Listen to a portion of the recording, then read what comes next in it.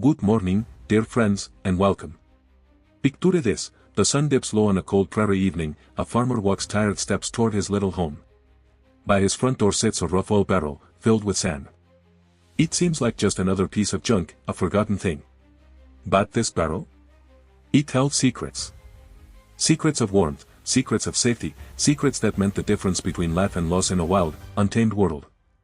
This simple object was far more than it ever appeared, a true gift from above. It's a powerful thought, isn't it? That the simple thing, something they walk right past today, could hold so much life and safety inside. I'm so glad you're here with me to explore this. You see, that farmer's barrel of sand wasn't just a one-off thing. It represents a way of thinking, a kind of wisdom we don't see much anymore. Back then, life was a daily challenge. There was no hardware store down the street, no delivery service, no easy fixes. All people had was the land around them, their own two hands, and whatever they could figure out for themselves. They had to be incredibly clever just to survive. They learned to look at something simple, like an old oil drum or a pile of sand, and see answers.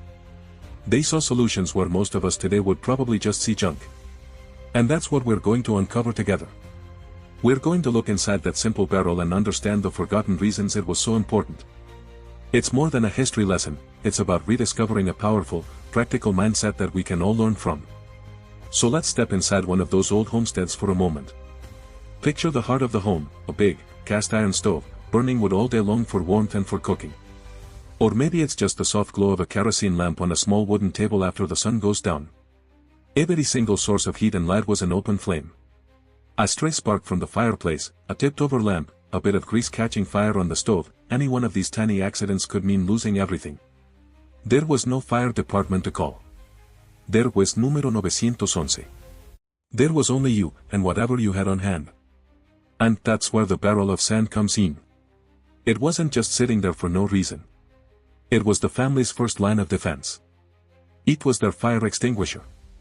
If a fire broke out, you didn't run for water. Throwing water on a grease fire, for example, would just spread the burning oil and make things 100 times worse. But sand? Sand is different. A few quick shovelfuls of sand thrown at the base of a fire does something amazing. It doesn't just cool things down. It smothers the fire. It gets in between the fuel and the air, and a fire can't breathe without air. It suffocates it, quickly and safely. That simple barrel of sand was a silent guardian. It was a testament to their understanding of the world around them. They knew their enemy, fire, and they knew its weakness. They didn't need a fancy chemical extinguisher, they had the earth itself, waiting in a barrel right by the door. It's such a powerful picture of readiness, isn't it? Having the answer right there before the emergency ever happens. It's a kind of peace of mind that's hard to come by. But that peace of mind went far beyond just protecting against fire. There was another enemy on the homestead, one that was silent and invisible. It wasn't a spark you could see, but a germ you couldn't. Sickness could sweep through a family in a matter of days. And one of the biggest dangers came from something people just didn't talk about back then, human waste. Without modern plumbing, figuring out what to do with it wasn't just about comfort, it was a life-or-death puzzle. This is where you see their practical genius shine again, with the invention of the outhouse, or the prairie. We might joke about them today, but that little building was a revolution in public health. And the most important thing about it wasn't the structure itself, but where they put it. They knew, with a wisdom passed down through generations, that you had to build it a good distance from your well. They understood that what went into the ground over here could seep through the soil and poison the drinking water over there. That single piece of knowledge, separating waste from water, prevented more sickness than any medicine of the day ever could. It was a simple, powerful act of guarding the family's health. But they still had to manage the outhouse day to day. And that's where our humble friend, sand, comes back into the picture. Used like they kept a barrel of sand for fires, many kept a bucket of sand or wood ash inside the outhouse. After using it, they toss a scoopful down the hole. These wasn't just for show.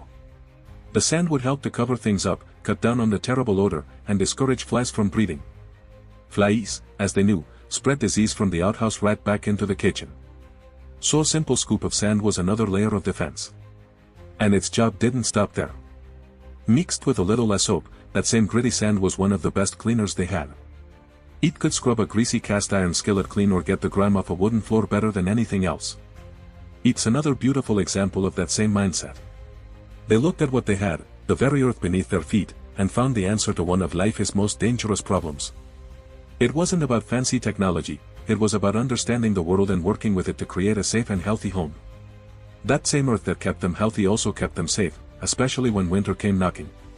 And winter on the homestead wasn't just a season, it was a test of survival. Imagine the world outside your cabin door, frozen solid. A layer of ice, slick as glass, covers everything. Every simple chore becomes a dangerous journey. The walk to the woodpile, the trip to the barn to feed the animals, even just stepping outside. When asleep, one bad fall out there in the freezing cold, miles from any doctor, that could be it. A broken leg could easily become a death sentence. We have bags of rock salt and chemical de-icers now. They had what was in their barrel. And once again, that simple, gritty sand was the answer. Before heading out, they grab a scoopful and scatter it across the iciest spots, creating a path of safety. It wasn't a fancy solution. It didn't melt the ice away. But it gave them something far more important, grip. That sand provided traction. It gave their boots something to bite into on the slippery surface. It turned a treacherous path into a walkable one. Think about the peace of mind in that simple act. Knowing you could get to your livestock, get to your well, and get back to the warmth of your home without the constant fear of falling. It's another lesson in looking ahead. They didn't wait for the ice to become a problem. They saw winter coming, and they prepared. They had their solution ready, sitting in a barrel, waiting to make the ground beneath their feet solid and secure once more. It's about seeing the challenge ahead, and meeting it with the simple, steady wisdom of what works. But that gritty resourcefulness didn't stop at the doorstep. The same sand they scattered on the ice was just as vital inside the home. It was the original all-purpose cleaner, the original multi-tool. Imagine the kitchen after a long day. A heavy cast iron pot, crusted with the remains of stew, sitting by the hearth. There is no hot running water, no bottle of dish soap, no scrubby sponges. So what do? They reach for the sand. A scoop of sand, maybe a little ash from the fire, and some serious elbow grease. That abrasive grit would cut right through the baked-on food, scouring the pot clean in a way nothing else could.